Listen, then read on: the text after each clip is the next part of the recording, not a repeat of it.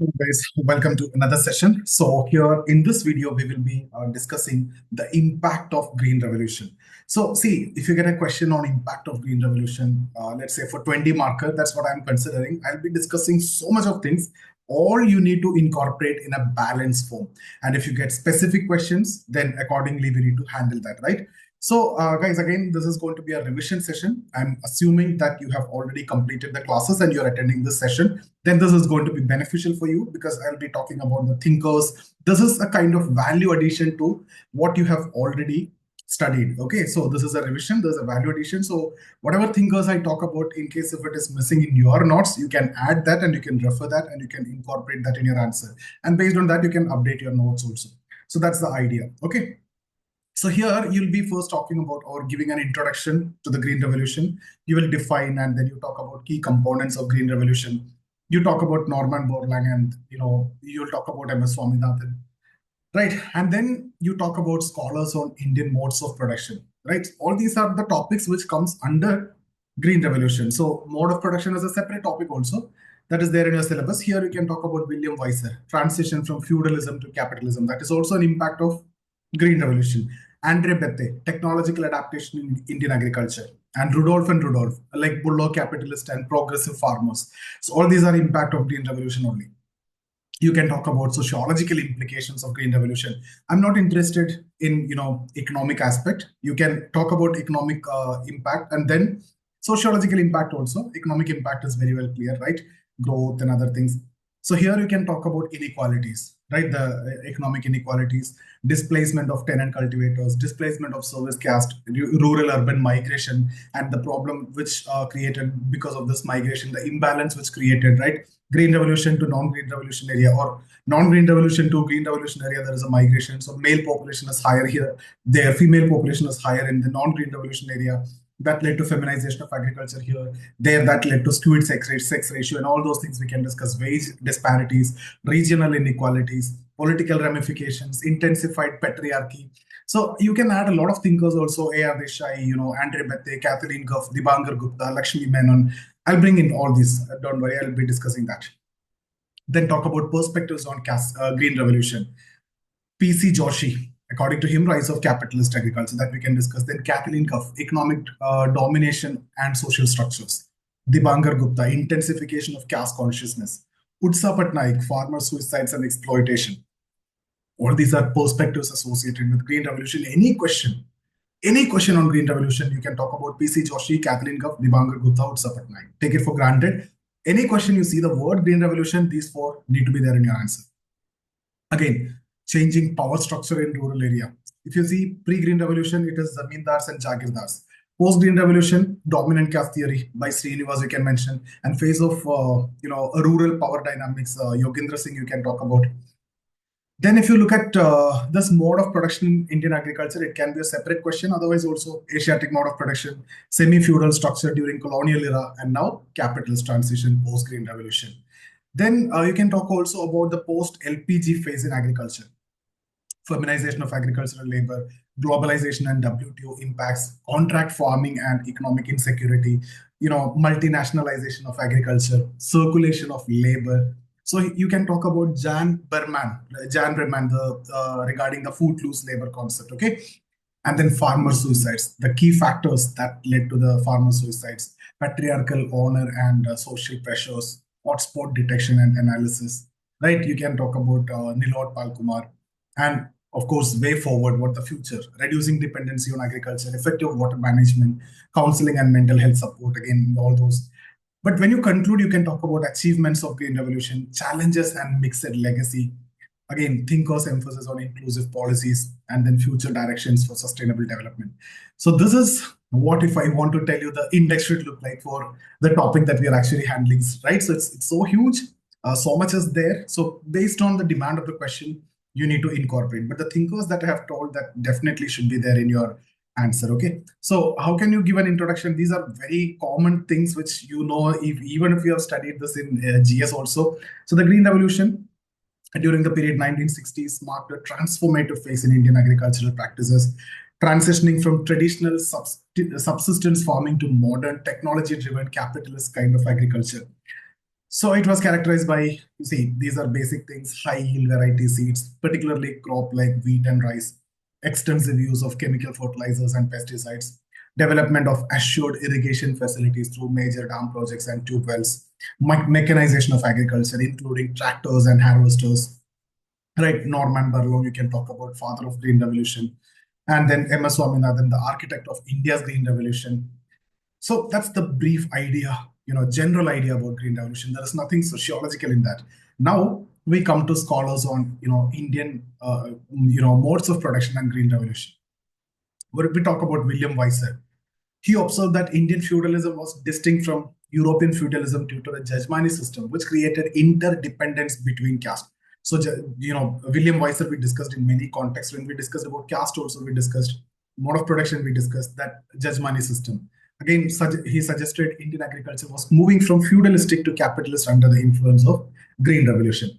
Andre Béteille praised the Green Revolution for instilling confidence in Indian farmers whose ability to adapt to new technologies. And he saw it as a catalyst for modernizing Indian agriculture. Rudolph and Rudolph described Green Revolution, farmers as bullock capitalists or progressive farmers, highlighting their entrepreneurial spirit. Okay, so that's what Rudolph and Rudolph.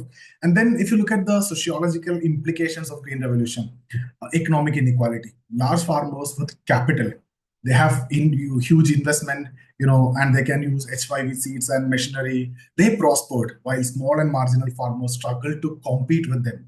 On one side, they can use economies of scale, but here they struggled, right? Andre Béteille, he emphasized that wealth concentration led to sharper class division in rural society. And then displacement of tenant cultivators. See, mechanization and consolidation of landholding resulted in the eviction of small tenants. So you talk about A.R. Desai here. He viewed this as a shift from semi-feudalism to commercial agriculture. So this we discussed when we talked about A.R. Desai in the previous sessions also. Then we can talk about displacement of service caste, like traditional artisans and service providers, such as the blacksmith and carpenters. They lost their livelihoods due to mechanization. And then rural-urban migration. Displaced agricultural workers moved to urban areas in search of employment, right? So what happened? That again contributed to the growth of urban slums, and that again created a lot of unemployment issue over there also. The entire social fabric have changed. That is another topic of discussion, that anyway, these people migrated there. Non-green revolution area to urban migration is there. Non-green revolution area to green revolution area migration is there. And when the small peasants and artisans, they migrated to urban area because of lack of jobs. So they all in fact suffered in one or the other way. Okay, but then migration to green revolution area, that created another socio-economic problem that we will discuss later. Regional inequalities. See, a state like Punjab and Haryana, they benefited significantly, but the regions like Bihar, Telangana, they lagged behind. Kathleen Guff highlighted how regional disparities fueled agrarian unrest and inter-caste conflicts. So you can discuss that in detail. Then political ramifications. Wealth from agricultural surplus allowed the dominant rural group to exert influence in politics. So JPS Oberoi, in fact, linked affluence in Punjab to the Khalistan movement, showcasing the intersection of economic prosperity and identity politics. Then intensified patriarchy. See, wealth accumulation increased dowry demands. So here you can talk about Lakshmi Menon, who highlighted the worsening status of women with rising female infanticide and gross regional bride shortages. You talk about the perspective. As I told you, there are four thinkers which you need to mention any question on Green Revolution: P.C. Joshi, Kathleen Guff, Dibankar Gupta, Utsa Patnaik. So P.C. Joshi argued that the Green Revolution facilitated the rise of capitalist agriculture, strengthening rural elites. That's the keyword here, created rural elites. Okay. And then Kathleen Guff suggested economic domination in agriculture extended to social dominance in rural society. And Dibankar Gupta noted that the Green Revolution intensified the caste consciousness, especially among the dominant castes like Jats in Western UP and Sikhs in Punjab. Utsa Patnaik criticized the Green Revolution for fostering capitalist exploitation and increasing farmer suicides due to the rising debts. Okay. Now we can discuss about the changing power structures in rural area. Very important. Pre-Green Revolution, the power was with the Zamindars and the Jagirdars, right? And often enforced through coercion, coercive measures. Caste hierarchies define the socio-political structure. Post-Green Revolution era, talk about dominant caste, that defined in terms of numerical strength, economic clout, and the political influence, the numbers and everything, right? So M.N. Srinivas concept. And then Yogendra Singh identified four phases in rural power dynamics. Pragmatic leadership uniting castes, and then factional conflicts within the caste, resurgence of dominant castes like Jats in UP and Patels in Gujarat, empowerment of marginalized group through Panchayat Raj institutions. Now, mode of production in Indian agriculture. Asiatic mode of production I discussed in detail when we talked about Marx, characterized by communal ownership of land. British colonial era, the transition to semi-feudal structure with landlordism and tenant farming. Post-independence, now post-green revolution especially, shift towards capitalist agriculture following land reforms and green revolution. Now post-agricultural, post-LPG, 1991, feminization of agriculture with men migrating for non-agricultural work, women increasingly managed farms. So women's labor was cheaper and often exploited. Again, non-green revolution to green revolution area. Green revolution area, the wages are high. So men from non-green revolution will migrate from southern state. They go to Punjab or Haryana, like that area. So what happened there? The sex ratio will be skewed because male population will become higher. Here, the female population become higher. So that is one dimension, the way the men and you can discuss. And here that led to feminization of agricultural labor, because here, who will take up the agriculture now? It is a female who have to take up the agriculture. So post LPG, I discussed the feminization of agricultural labor because men went to urban area for other works. Same what happened when it came to non-green revolution to green revolution area, men migrated. Okay, then globalization, WTO. Indian markets open to global imports that disadvantaged local farmers who lack subsidies like the Western counterparts. There you get a lot of subsidies and other things. So again, contract farming. So farmers became dependent on companies for inputs and markets. That led to economic insecurity because of this contract farming. And a lot of advantages also there, but here we will be discussing this. You can expand on that. And then I'm just giving you the lines in which you need to bring in your answer. Okay, this is not the answer. Multinationalization of agriculture. So corporations dominated every aspect, from seeds to marketing, that reducing the farmers' autonomy. Then circulation of labor. See, seasonal migration of agricultural workers that increased, okay, creating footloose labor, as discussed by Jan Breman. So footloose labor class because of seasonal migration of agricultural workers. Farmer suicide. If you see what are the key factors, marginal farmers, right? So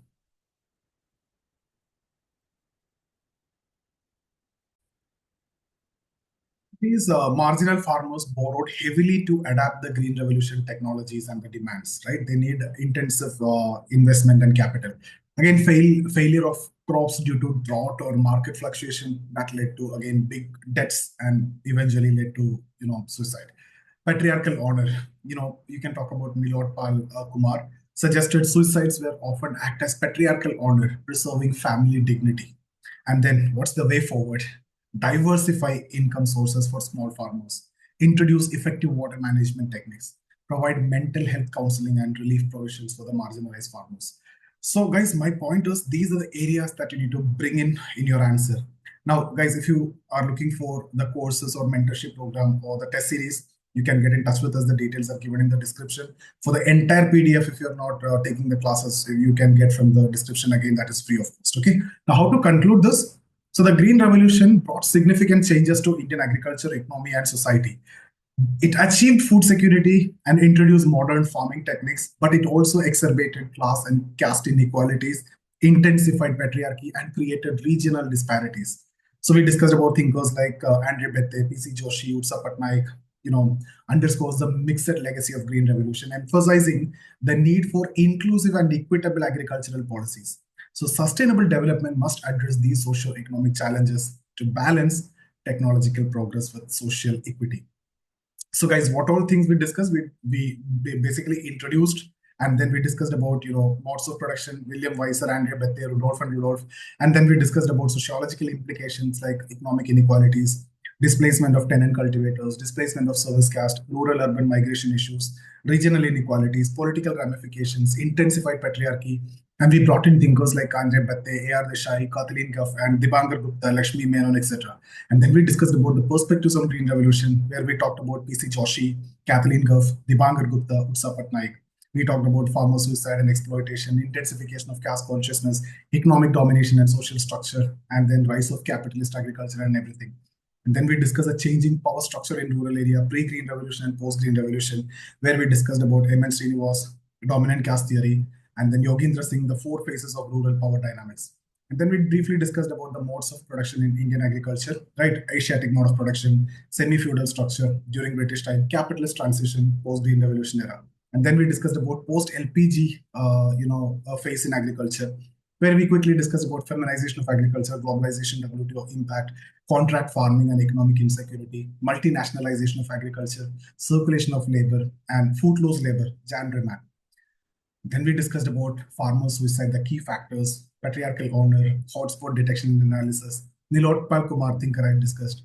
So way forward we discussed, and we have concluded also, right? So this is how you need to incorporate things, but again, depends on the demand of the question. 20 marker, you need to write everything, if possible, in a balanced manner, so that your answer is complete, well-rounded, and it will fetch very good mark also.